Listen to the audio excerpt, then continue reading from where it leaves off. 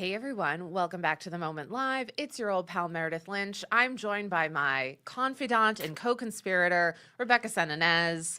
Good morning. Good morning. There's so much going on today. There's so much going on. I'm so happy to see you. How was your week? You know, actually, it was good. It's been good. Yeah, I had a good week. What we about miss you? Vienna. We miss Vienna. Producer Vienna is away, and it's just, even though It's we've not had the same. great stand-ins and great fill-ins and Yeah. everybody's been jumping in, we do miss producer Vienna. Yeah. There's so much going on. Tell me what's I'm gonna going give you on. a little run through. Okay, so Shaquille O'Neal has gotten into it with Dave Portnoy, which I feel like as a 90s kid, that's like the worst thing in the world when That's so Shaquille true. O'Neal is making fun of you. I have met Shaquille O'Neal working on a project once, and he's lovely. Everyone loves Shaquille Everyone O'Neal. loves Shaquille O'Neal, and they're right. He's so tender and respectful, and anyways, he's all the things.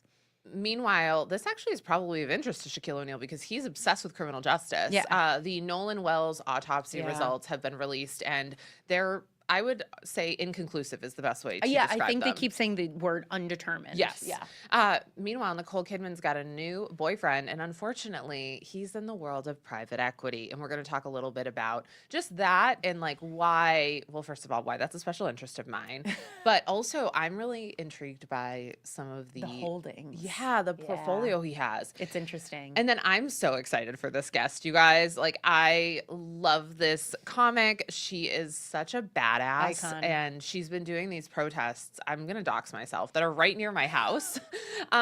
Usually I'm the one doxing I us know. on this show.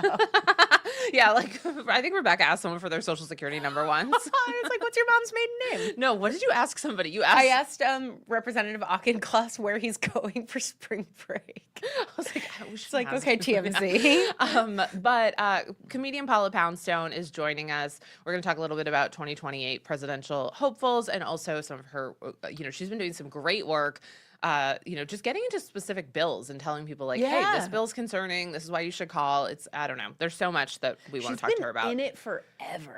I know. You made the point, and maybe we'll talk about it later, that she did the White House Correspondents' Dinner in 1992. First woman. Oh, wow. She didn't say that before we got on air. First woman, George H.W. Bush. What do you want from me? She wants me to come in here with like these. No. I'm saying No, I like know. we had a robust conversation. I know. I didn't before, tell you it and was the yeah. first woman. So anyway, Okay. but let's get into it. So we've got updates. So this is the continuation of that Dave Portnoy drama. Yes. So the other day, obviously, Dave Portnoy called Tom Brady cringe, which is crazy because like there's no one more cringe than Dave Portnoy. Yeah. And even The though original. we think Tom Brady is kind of cringe, I just feel like there's no reason for Dave Portnoy. All men are kind of cringe. Well, yes, but I'd say he's particularly Yeah, cringe. yeah. And I think the thing about it is so much of what Dave has built has been off of the work of someone like a Tom Brady. Totally, yeah. And also, like, in the grand scheme of things, someone being a little cringe at a World Cup game is nothing compared to like what half the other people in the world are doing, including Dave, who has. I was just going to say, I was like, what's cringe? Sexual assault allegations. Yeah, exactly. This is unrelated, but I was just browsing the New York Times and there was a headline from your pal, Ezra Klein. And it said, talking to the top advisor of the Graham Plattner campaign about what went wrong. And I was like, wow, let me give you one guess about what went wrong in the Graham Plattner campaign. Anyway. I can't even believe at this point that he's making that a headline. That's insane. Isn't that but anyway, so wild? Yeah, go ahead. Now Shaquille O'Neal has entered the chat, and he has come to Tom Brady's defense after Portnoy called him cringe and said that Portnoy is an idiot. I'd be glad if somebody punches him in the face, and I hope it's Tom. Now, I want to back up for a second, We though. don't condone violence on No, this show. actually, I'm serious. Okay. I have been getting a lot of like really graphic messages Yeah. about things that people want to happen to me physically, Yeah. including me getting punched in the face, me Yeah. getting choked, Yeah. things of that Yeah, nature. scary. So when I see someone like Shaq saying that, I know that he's kidding, Yeah. but I also like Somebody's going to take it as at face value. well, and also like there's a million. You know what? It's insulting enough that Shaquille O'Neal is making fun of you. Yeah. And I think there's a million ways that you can say it without having to go into like Physical harm. yes. Yeah. Yeah. You can just say like Dave Portnoy. Actually, you know what? Back up. Shaquille O'Neal. Hi, direct to camera. If you we really know he watches the show. if you really want to get Dave Portnoy pissed off, why don't you just say, I hope you're held accountable for your sexual assault allegations? Oh, wow. Like, yeah. No, like, no, why- absolutely. And also, even though I love Shaquille O'Neal, I want to say this. Yeah.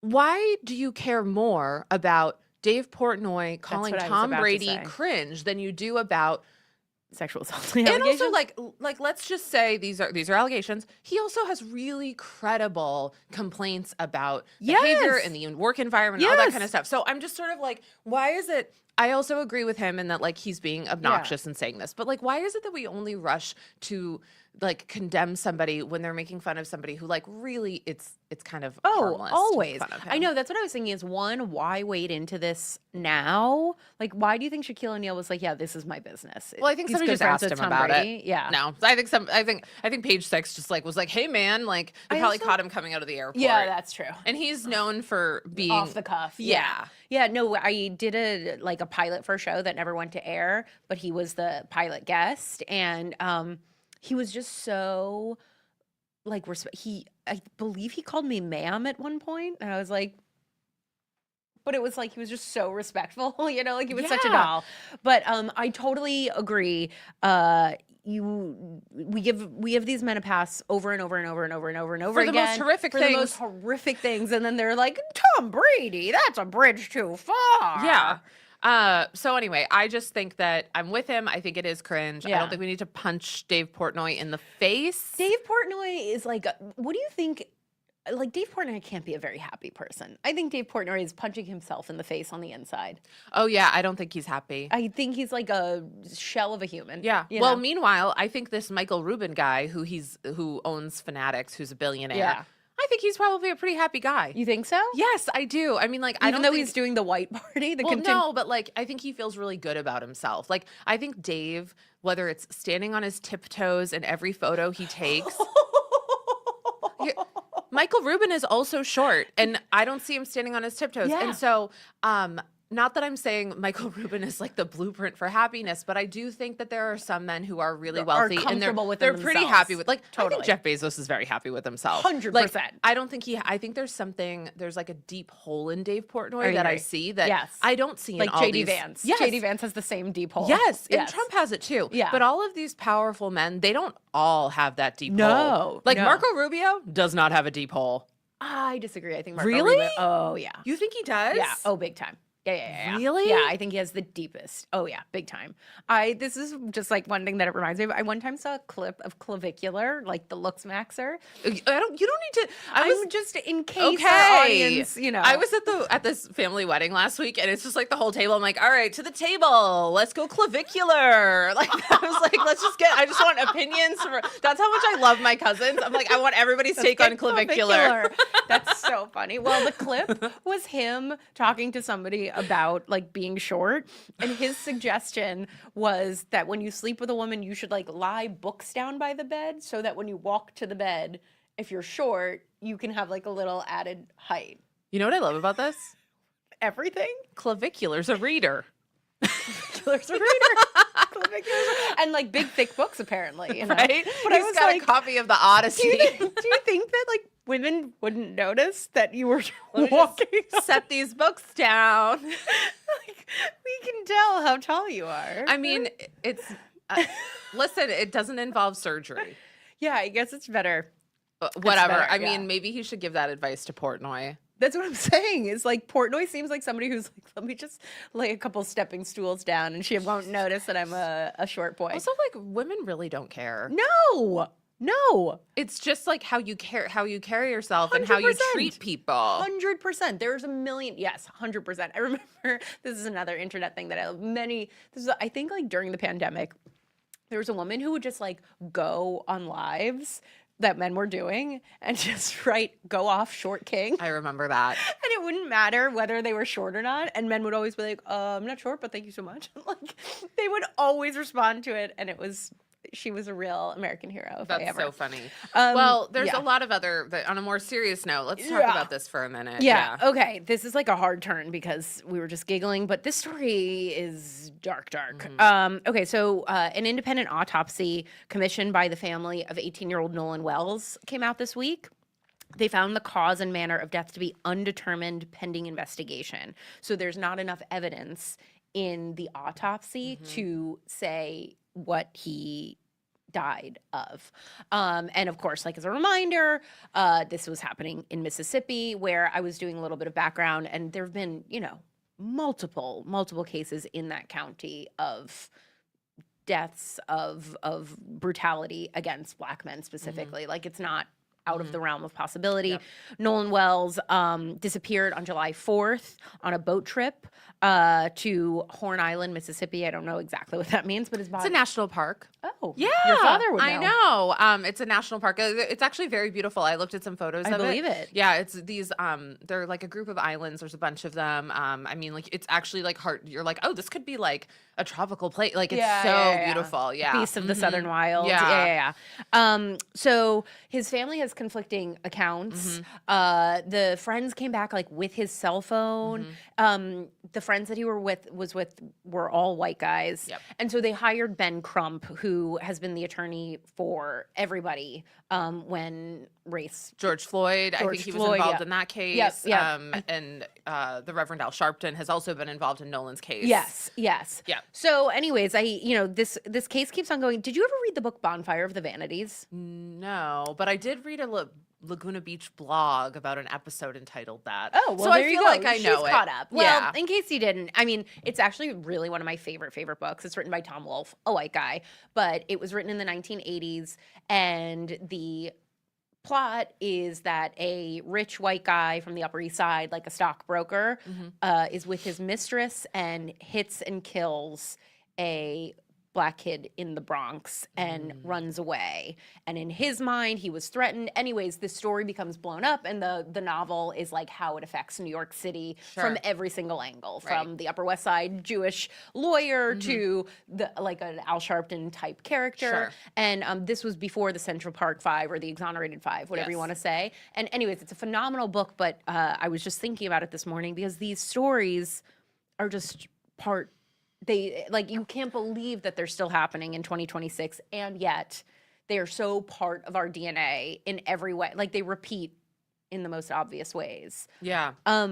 You were pointing out that Nancy Grace has entered the chat too. So tell us about Nancy Grace. You guys, first of all, if you've known me for a while, you know that I do a mean Nancy Grace. Do it. Give us your best Nancy. So She's got like I was addicted to watching Nancy Grace for a while. I What- was going what brought you a depressive to- episode. A depressive episode. I was very depressed, and the only way that I could cope with this breakup I was going through was by watching Nancy Grace. Yeah. Ooh, that is a really good. The next time I go through a breakup, for sure. I just watch HLN all night, headline news. Yeah, And that would get me into Nancy Grace too. Yeah. The devil is dancing tonight on the steps of a Florida courthouse. Well, little Kaylee dances in heaven. I was addicted. So anyway, Maybe we should like redo this show around you as a Nancy Grace character. Like maybe honestly, that's the where problem. the money is. Right? That's what I'm saying. Where the money no, is, I baby. just saw that and I was like, cha-ching. I know, but listen, my DMs can't take it. So Yeah. Anyway, I think Nancy Grace.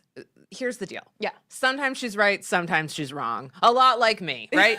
So she has latched onto this case in a way that I think is great because it's bringing a lot of national attention to it.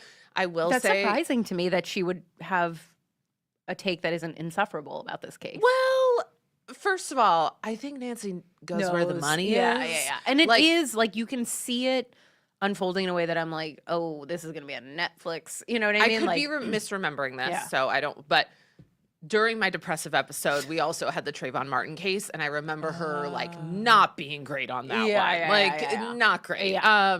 So anyway, all of this to say, she is though somebody who often cares about justice for folks, and I think that she has evolved as the years have gone on, and so Everybody deserves change. but a lot of people are just learning about Nancy Grace, and it's one of those things where, Really? like, well, Gen Z doesn't watch Nancy. They don't. Their nanas aren't I feel like you know chain who's gonna smoking. know And Nancy Grace is Paula Poundstone. of course.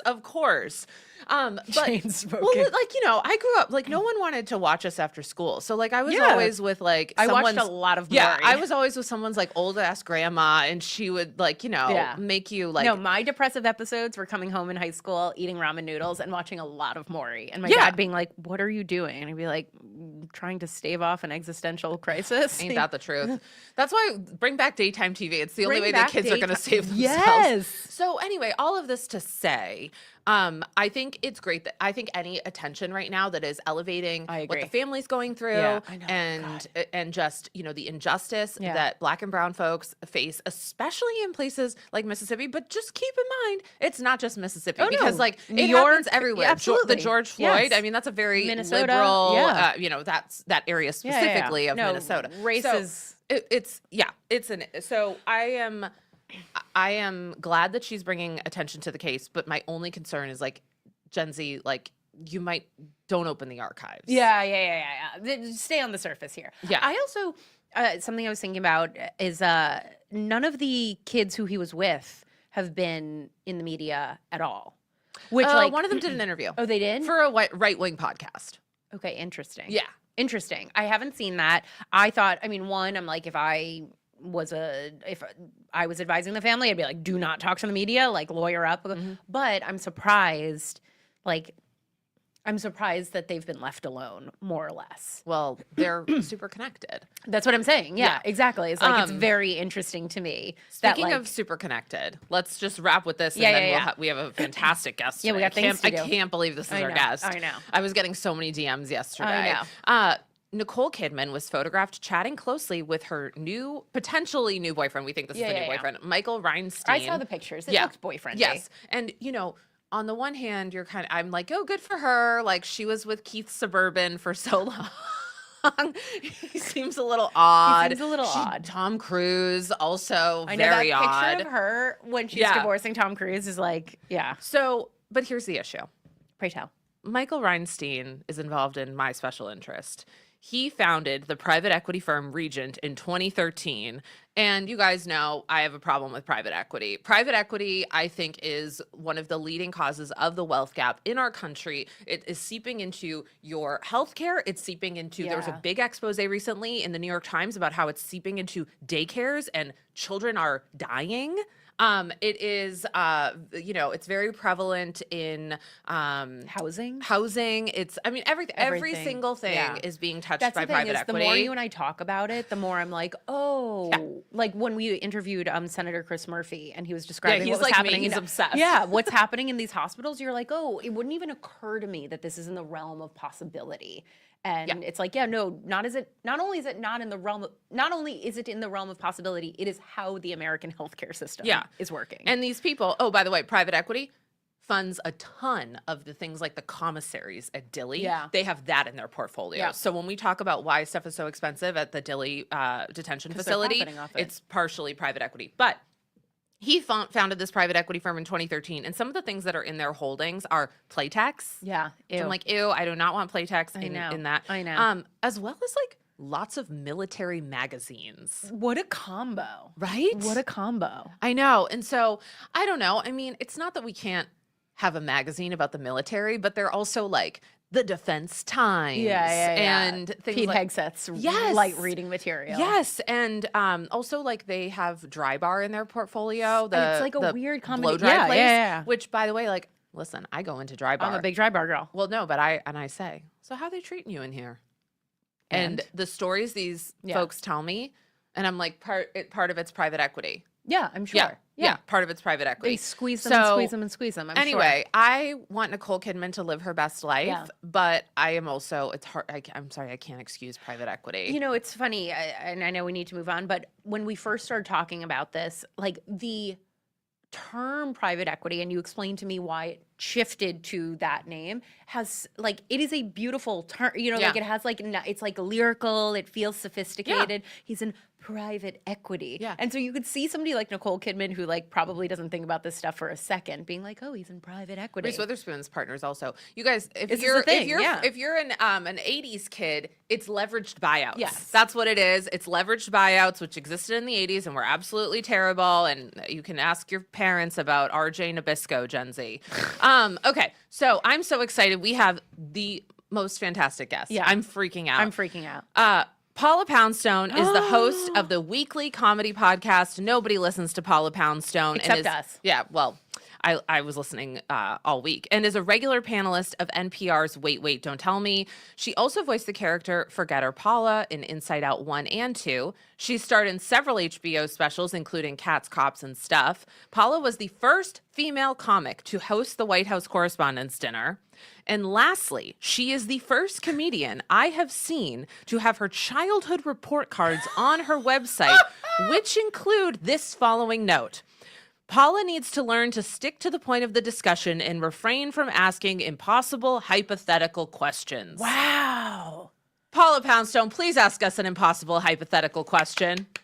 Hey, you guys. How are ya? We're great. We're so happy you're here. I'm really happy to be here. I'm particularly happy because I'm here at a time when you all were talking about Nancy Grace. We And- knew you would know. Yeah, and what are the odds of that? I didn't know that she had some sort of resurgence. I didn't know that she was still on the air anywhere. But as you were mentioning to your younger viewers, you said she evolved. I hope so, because she was just painful. She's horrible. I remember one time, okay, this is years ago, they used to have televisions in the airports that were hanging from the ceiling. And so whatever was on was what y'all were watching. And one time I'm sitting at the airport for a long time, and Nancy Grace was on, and you couldn't reach so I took my carry-on bag and I swung it and turned off Nancy Grace, and someone there at the gate nominated me for the Hero Award on CNN. For that. Honestly, heroic. that is an American hero right there. I mean, Yeah. that's the problem. Gen Z, sometimes they find something and it's like, I don't You know. missed the Should we tell you about the archives? Maybe not. Yeah. Maybe a little just, but no, she was just, it was agonizing watching her. I mean, a lot of times I was happy for the victim that they didn't have to watch Nancy Grace. Is that too dark? It's a Friday morning. Not for Let's this go, show. baby. Not for this Oh, show. I see. So Friday mornings, okay. Yeah. All right, then perhaps this is a good Friday morning topic, which is, everyday stuff goes wrong. That's adulthood is problem solving. From the moment you wake up in the morning, you're problem solving. Totally. And, could be big problems, could be little problems, gee, I need to eat, right? Small problem, but problem solving nonetheless. And yet, and I'm well into adulthood, I still feel like every time I have like a sizable problem, I'm blown away by it. I'm just like, well, how could that happen? Why would that happen? Like, I never have really, I'm talking intellectually about it, but I've never really accepted in my heart that stuff's going to go wrong every day, whether I like it or not. Totally. And I blame for this children's literature. I was read to when I was a kid. I learned to read early on. And so I read a lot of children's books and reading to my own kids. I feel like there was nothing that really laid it out there, such that my children are the same way. They have, every time something goes wrong, they're blown away by it. I would like to publish a series of cardboard books that just put it out there for like toddlers. You know what I mean? Yeah. That just say what it's really. Yeah. One title might be There Will Be Dictators. There will be dictators. I think that could be good. I could also see a world, hear me out, where you and Nancy Grace, Nancy Grace is like, the problem is children's literature. Like, don't you think she probably also has a problem with children's literature, just like in a different direction? Yeah. Well, if there's not a problem there, she'll create one. That's the feeling you have about Nancy Grace, is that it's being on air means so much to her that if we had a perfect day with no crime, she might get someone to commit a crime. That's right. So that she could talk about the mystery of it. Well, I'm fair. I'm talking about books that are maybe 6 pages long with a little bit of text on. Shiny cardboard books. I think Look Out for Blood Clots will be popular. I think because kids have no idea that could come their way, that could touch their lives, whether the death of a parent or their own freakish bad health I think I thing. want look out for overdraft fees. Did we Yes. do that one? You know Yes. what? I only recently learned about overdraft. I didn't even know. Yeah, if there had been a children's book. Oh yeah. Oh yeah. I think yeah, kids. I didn't teach my kids good about credit cards. Um, it never occurred to me to tell them that you had to pay the bill, Yeah. and so they just saw it as this sort of magical thing, you know. Yeah, I'm not. I've never been good with money myself, and so I didn't pass on, what do they call it, financial literacy. Yeah. To like I don't even have a savings account because I don't know my mom's maiden name, and that is that kind of research. You have to do that kind of research. Yeah, that's huge. Yeah. And the Yeah. only way to like do that kind of research is to start them young. Like if you had a Yes. children's book where you're like, it would be important to know my mother's maiden name, then Yeah. later in life, maybe Yeah. you would have that.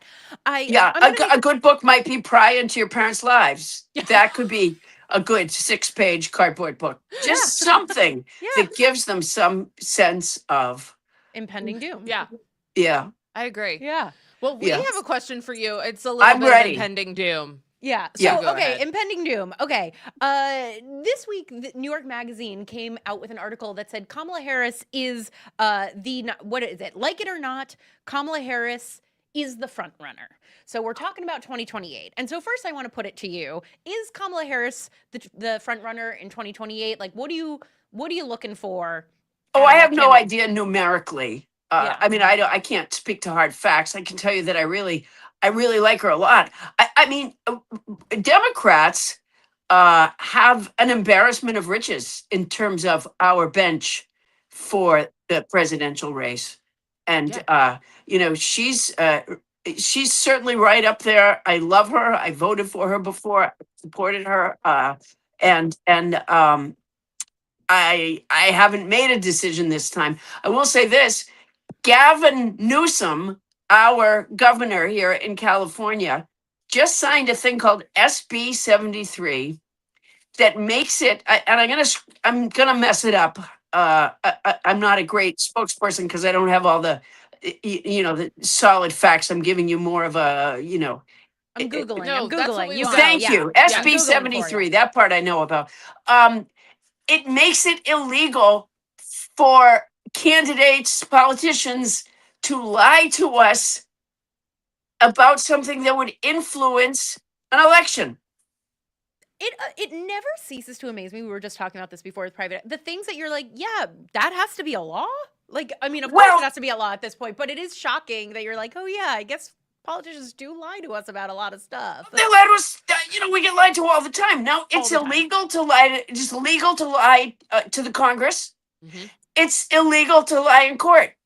But to the rest of us, rubes, go ahead, open the floodgates. I find it so frustrating. I actually just interviewed, and perhaps you have as well, the great Andrew Weissman, who's written a book called A Liar's Kingdom. Mhm. And it's about that. Mhm. And I don't know if it's coincidence that Gavin Newsom, came up with this law about the same time, and I don't think Andrew knows either. But the book is about this idea Mhm. of, guess what, y'all, you can't lie to us anymore. Yeah. Yeah. And of course, there's going to be First Amendment challenges, but Andrew walks you through what they might be and how to, and how that would be argued or resolved in court. That's so fascinating. I don't know about you, but I am exhausted from Yeah. being lied to. Just exhausted. I mean, Yeah. and if you have kids, well, give it up. Yeah. Right. Because every day is. I used to say to my kids all the time, I don't want to be Nancy Drew. And for your younger viewers, she was a mystery character. She was the star of a mystery series, Nancy Drew. Did Oh, you yeah. guys? Did Oh, you guys God, read yeah. Nancy? I Big read Nancy it. Drew. Not only that, I've been watching the 1970s TV show on YouTube. Do you Ooh. remember that? Yeah. It would be Hardy Boys, Nancy Drew episode. Hardy Boys, Nancy Drew episode. Wasn't it Sean Cassidy and the Yes, Hardy Boys? yes, Oh it's- my gosh. So, you guys, it's actually so entertaining, but also this is how I know I'm like turning into my grandmother. But Watching Nancy Grace. speaking of watching Nancy liars, let's talk for a minute about. Wait a people minute. like- I just have to say one Yeah. more thing about Please. Nancy Drew. I was, Please. I read one or two when I was a kid, but I read some to my daughters. Okay, talk about children's literature steering you the wrong way. Um, if I had read the whole series as a kid, or read like say 10 of them, uh, you get the impression that as a girl, you're going to pass out every few minutes. She fainted Mhm. more than, I mean, that just doesn't happen Yeah. that way. And the ceiling fell on her head a lot too. That Yeah. happened. Well, also that's such a good point that we don't have children's book about overdraft fees, but we do have children's books about fainting. Yeah. And like I Yeah. feel like there was a Well, lot of quicksand. it's not the purpose of the book. It's it's what do you call it? Unintended consequence. Yeah. But she fainted a lot. And Now by the that way, you're saying it, I remember. did you ever read the Hardy Boys? Oh yeah. No, I was a Nancy Drew. I was a Yeah. strictly Nancy Drew girl. Okay, they had a spinster aunt, Aunt Gertrude, and the only adverb that they ever used for when Aunt Gertrude spoke was Aunt Gertrude said tartly. Literally every time she talked, she spoke tartly. She had Wow. it's amazing the boys because they didn't have a mother. I forget what happened. The mom had passed away or something, and so they were raised tartly. They were always throwing shade. Like Nancy had that one friend, George, and Oh, I poor remember George. George, every time it was like, George is plump. Oh yeah. Oh, and Chet. I think it was Chet. The Hardy Boys had a fat friend. Yeah. So I don't know. Nancy was the star of her show. Like it is a Yes. little Nancy Grace. But speaking of people who like being the star of their show, there's a lot of people right now who I would say have always coded more Trump, more Republican. For example, Tucker Carlson, who've now been distancing themselves from people like Trump. What do you make of this? And do you think that Tucker Carlson is gearing up to try to run for president? Well, he's certainly gearing up to to not be left on a sinking ship. Yeah. Mhm. I don't think he's going to run for president. I don't even see where he would have that skill set. I would just like to see him run. Like physically? Yeah, or away. Yeah. Yeah. Yeah, that would be Like good. run the mile, run the Yeah, track. no, just in doing the opposite direction of the rest of us. Wherever, right into the ocean. There's the I- Pacific. I was glancing at some headlines yesterday. One of them, or maybe I actually went as far as reading an article. Oh, Wow. and it said something about the oh darn it, it was the Republicans were dissatisfied or some word like that with Trump, and it was, but they said this was happening slowly. I'm like, okay, if it happens too much more slowly, it's like when you hear sometimes Democrats will say, well, privately the Republicans say blah blah blah, and I'm just, by the way, that means they're lying to us again because they are not saying it publicly. Yeah. How much did they whisper this into the Yeah. Yeah. Like okay. Right. Because they've left themselves. What they're trying to do is leave themselves a key under the mat. Mhm. Right, so that they can get back into the house when it all blows over. Yeah. Is scientists. Is Mitch McConnell alive? What do you think? Yeah, I talked to him for about 20 minutes last night. Oh, He nice. is. Good. What did he say to you? He said, blood clots are a problem. No, he's happy with his blood clots. He's first of all, he is bequeathing me that shirt, the checked shirt That's in huge. his will. Great. And second of all, he said, when Elaine puts her hand behind my back like that while I'm laying down, it's not all that comfortable. Yeah, apparently they have some stuff to work out. Yeah. Is that the same? Okay, I realize I know people always talk about the bingo card, but come on. Who ever imagined that at any point we wouldn't know if Mitch McConnell was dead or not? That's just absurd. It is absurd. And apparently, so absurd. I've been hearing some coverage because people were upset with Andy Bashir that, Yes. that he didn't just barge into the hospital and find out if Mitch McConnell was alive or not. But apparently there are restraints. There's actual legal reasons why he's not doing that, and they're pretty good legal reasons. Sure. I can't repeat them because I can't hold on to stuff in my HIPAA. brain How about well HIPAA? enough. I was gonna say I wouldn't Like- want a governor barging into my hospital yeah. room to check if I was alive or dead. You know, I was I had some medical trouble there for a while, and I didn't have HIPAA. I had Hippo, which Yeah. was so humiliating. It was deeply humiliating. Apparently, it's based on size and very. Do you know that the only way hippos can have sex is in the water because they're too big for themselves? Really? Yeah, they need the buoyancy.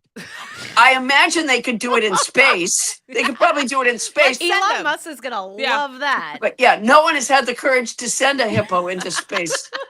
You cowards! You cowards! Honestly. Send a hippo into space already. Yeah, unless you count those space tourists that went that time. Yeah. Oh, Jesus. Yeah. Yeah. Well, Would you do that, by the way? Would you No. go to the moon if you No. had the opportunity to go to the moon? No. You wouldn't? No. I barely want to go to Venice. I don't want to Wow. leave my. I want to stay in my neighborhood. Why are you going with Katy Perry on the next trip? Katie and I are renting a little spaceship. Yeah, you know what? We're gonna have some common room in it, and then the rest of us, we're gonna each do with it what we want on our side. Sure. Totally. Yeah. Maybe do a puzzle in the middle. Yeah. Nice to have a puzzle going for everybody. Oh, that's a nice idea. Yeah. Right. Really yeah. nice Vacation idea. tip. Yeah. Well, earlier, Yeah. I think it was last week, you advised your audience to call their reps about the Clarity Act. Yes. A bill pushed by the crypto industry. And part of that debate in Congress is about how it would bar public officials, including Trump, from issuing or sponsoring cryptocurrency. What got you? I mean, I know you're big into crypto all the time. What got you yeah. into this bill? It's how I'm paid for most things that I do is through crypto. And I also like to receive those baseball cards that Trump makes of himself. Do you have Trump sneakers? Yeah. Yeah. Yeah. Naturally. I have a lot of Trump wear. In fact, hold on. I have some of his papers that were in the boxes in his bathroom. These are the secret documents. He asked me to hold on to them for him. Okay, viewers, just to show of hands, how many people, when you saw the boxes of secret documents in Trump's bathroom, felt better about your own homes? I did. Totally. Yes. Yeah. Yeah. And he can afford a cleaner. You know what Yeah. I mean? Like on the other hand, it's just me Sunday No. mornings. Yeah. Sometimes Oh my there's gosh. room that you say to the house cleaner, don't even bother Don't with go. that Oh, one. yeah. Don't even, I won't even make you go in there. Yep. Yeah. Oh Totally. yeah. Yeah. I actually I guess I am going to do some sort of little shoot here in my home, and I said, well, my house is a little on the funky side.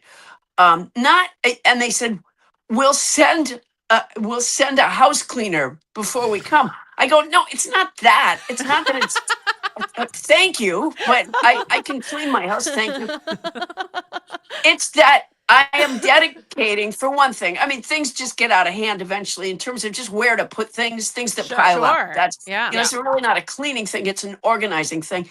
But so there's that. But additionally, in addition to the fact that I'm always so busy that it's really hard to, like, I have a box in my closet of pens. It's just because they, I don't know, I pick them up at hotels or whatever. yeah, pens and I are good just to have have. tons and tons of pens. And I like to write with a pen, but I don't need all those pens. And so I was going to donate it to my kids' elementary school.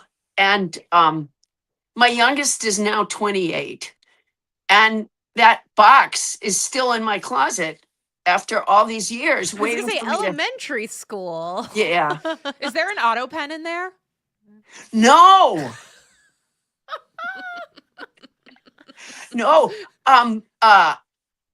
I've never met Trump, but if I did and I shook his hand, I would shake like really strong. Yeah. And Um see if he bruises. Because yes, that's how he's exactly. getting I his want to leave I want to leave like not a okay, Secret Service has to come to my house kind of a mark. But apparently he is tender as a peach. Yep. Uh Those hands. yeah. Those teeny tiny little hands. yeah, boy. I It's- saw you. You're on the Cloverfield overpass Yes. which is right by my house. I've doxed myself. Oh, wow. I know. I'm gonna come by. I literally drive by there all the time. And so I'm gonna be on the lookout for you now. But you're out there with 3 signs. And Yeah, well, because you got to make them, because each word needs its own sign in order to read from the freeway. I know exactly what you're talking great about. point. So can you just, as we wrap up our time here together, it's been so fun having you, make your pitch to all the Gen Zers of why they should be out doing the protesting, because it is so important, and I feel like we got to get more people out there doing things like you do. Well, first of all, you don't have to wait for a No King's Day. Yeah. No King's Days are fantastic Right. and very important because we need to get our numbers up more and more. Mhm. And they're joyous. There's all sorts of yeah. reasons to go do that. But you know what? I protest by myself not infrequently. And the reason I do it is to be a pebble. I want to be a pebble. I want to make rings. I want to spread courage. And honestly, it takes courage. I bet. But the fear of going out there now, what you would face now is so much less than what we will face if we don't do this. Yes. And people who think they're somehow divorced from politics are entirely wrong. What we're facing now in terms of the war in Iran in addition to the moral failing of that, additionally there is the financial failing of that. Billions and billions of dollars to this and skyrocketing prices. It's going to hit the fan bad.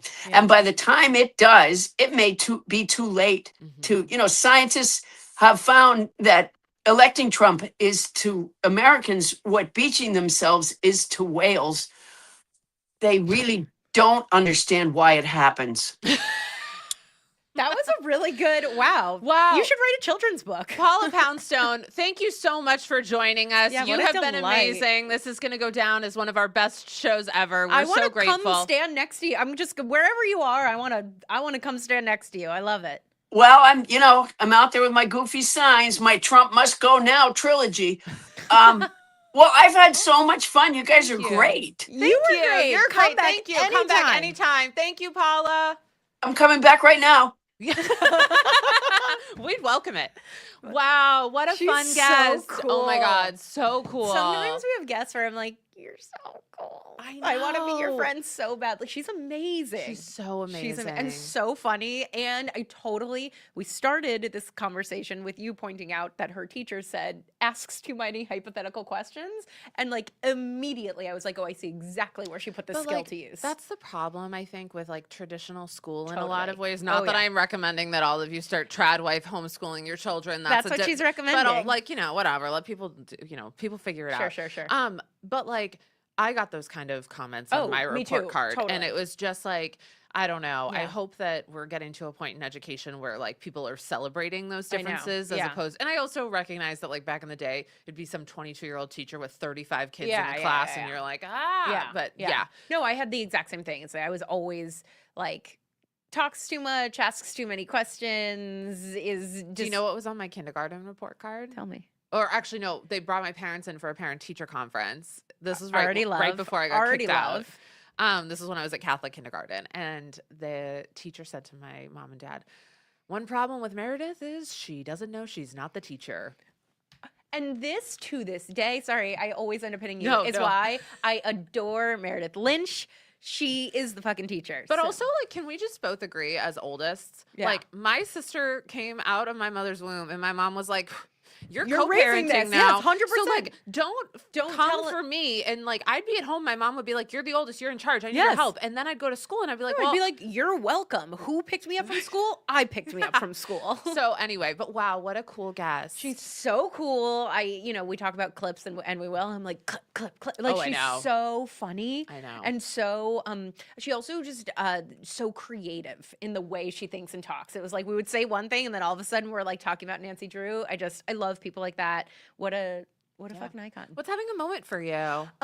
Yesterday was the 30th anniversary of Fiona Apple's title album, which is one of my all-time favorite albums. Fiona Apple, to this day, is my favorite Is girl. that the one with Criminal on it? Yes. Okay. Yes. Yeah, Okay. yeah. It's slow like honey. It's like such a moody, jazzy. It's like the ultimate cool girl How album. old was she when that album Like came out? 19. Like so young. And I just like to this day, I remember during the pandemic when Fetch the Bolt Cutters came out. We were like deep in the pandemic, and I just remember being like, yeah, like it was so good. And I remember there's like dog barking in it at some point, and my dog barked at the dog Oh my in gosh. Fetch. And I was like, this is what Fiona Apple intended. Cassius Is like or Romeo? Romeo was just a glimmer in my eye at the time. He didn't Oh. exist yet. It was me and Cassius and Fetch the Bolt Cutters, like whoever Fiona Apple's dog is like barking in it. And I was like, she had like this percussive music and like dogs barking and like women all over the world's dogs barking back. I was just, anyways, That is I fucking love Fiona Apple. so fun. Yeah. Did you like listen to it on record over yesterday and over or and something? No, I just saw Rolling Stone. The recent okay. Rolling Stone did like a special on it, and I was like, oh yeah. I was she's actually so thinking the other cool. day about getting a record player. Oh, I have a record player. It's the best thing I've got. I could not recommend it more. It's brought me immense joy. But like when I tell you what prompted this, you're gonna be like, lock her up, lock her up. Wait, what was it? What was it? I heard a song and I was like, I would love to have a record of that and play it. Which song? Hillary Duff, So Yesterday. You know what? I bet you it hits on vinyl. You know, Laugh it off, let it go, and I was like, Meredith, like So my husband's yesterday, been away so- for work, and I was also That's traveling, so exactly I've been when alone a I lot. was gonna say that's where the So Yesterday vinyl comes. No, like yeah. I've been alone a lot this week, Yeah. and like I just was like watching a clip of the song, and I was like, I'd love to have a record player so I can play this song. I first of all, I totally co-sign that. Second of all, you should get. I love having a record player. It makes me like in a world where we're constantly inundated by like Yeah. bullshit and algorithms and like something about having a record player. Well, You're like, oh, this is also, how it was intended. I also used to back in the day Uh-huh. when I would get a CD.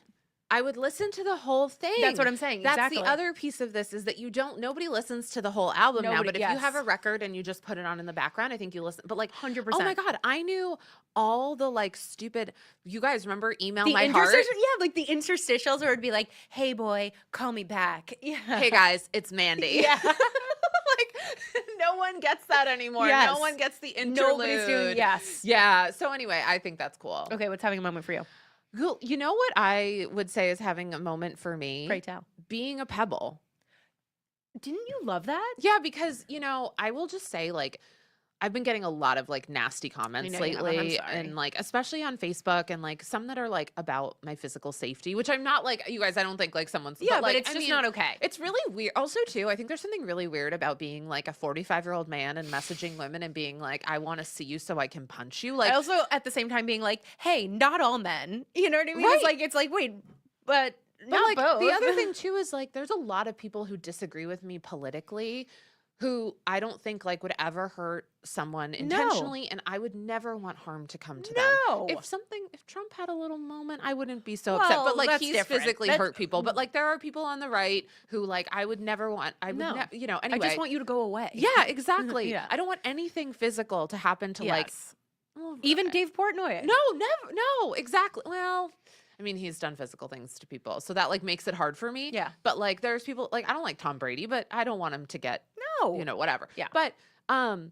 so I've been feeling like a pebble, I guess, and like I was just like, God, maybe I've just gone too hard. Like maybe I have just been too much. Like, like. No, I'm just telling you how I feel. I'm just telling you how I feel. I just adore you so much, and I'm like, too much where? More Meredith all the time. No, thank you. I love that. But like, I'm like, oh, maybe, I shouldn't speak out as much as I do. And maybe I would have like a better career, and maybe I would, Yeah, we all have those thoughts. Yeah. but at the end of the day, like I'm not playing a game, but I am playing the long game. Hell yeah. And I look at somebody like a Paula Poundstone, not that I will ever be Paula Poundstone, but like, I'm like, if you keep showing up authentically, Yes. that is the longest career you can have. And Period. like last night I was with our friend Kathy Griffin, and there were some other great people there. Lorraine Newman, who's one of the Oh, yeah. original, and like again, one of these people who's like consistently shown up the same way her Yes. entire life. And it's like Yes. if you do that, Yeah. Even, I saw Lisa Rinna last night, Yeah. and like same thing. She's Yep. someone who's consistently shown up the same, Same way way, her yes, entire life, 100%. and it's like that is the way to fucking go, and It's I the need way to to fucking remind go. myself of that. And when I was younger, we kind of talked about this a little bit on Tuesday. When I was younger, I always had this feeling like joy, peace, stability, whatever it is, was just on the other side of like Yeah. whatever my next big success is. And what I realized after I'd like done that cycle enough times is like, if you're not happy and proud and clear about what you're doing today, tomorrow's not going to make it worthwhile. Yeah. Like if you're never going to look back and be like, "Oh, I'm happy and so it was Yeah, worth that." it's It's like worth you it. have to, even if I don't know, I've had to learn this, is like even if I don't have the dream career that I like imagined for myself at 22, I would rather be like, "You know what? Like I feel good today." Yeah. And, Well, at 22, I wanted to be on the Bad Girls Club. well, I think you still could. Bad Girls. Only the real ones know that show. Anyway, you guys, hey, I just want to remind everyone, if you are listening to us and you're not subscribed to the Substack, go ahead and check it out. It's at the link in my bio. And also, if Meredith you- writes it every week, and it Thank is you. hilarious. Thank you so much. I work really And hard so on it. smart and so thorough. Thank Yeah. you. And thank you for doing it last week while I was out. But the other thing I wanted to say that really makes a difference is if we're also like, you can listen to this on Spotify, you can listen to it on Apple Podcasts. And if you can give us a review, as Molly McAleer would say, I like a Ooh. 5-star, but we'll take what we can get. We sure will. And if you can leave a comment, like a little review, Yeah. just a little bit, it will really help us out a lot. No physical violence in your comments, please. But No, I'm just kidding. I'm kidding. I'm kidding, you guys. You guys, thanks so much for hanging out. Thank you to our amazing guest, Paula Poundstone, and everybody who makes this show happen. Bye. bye.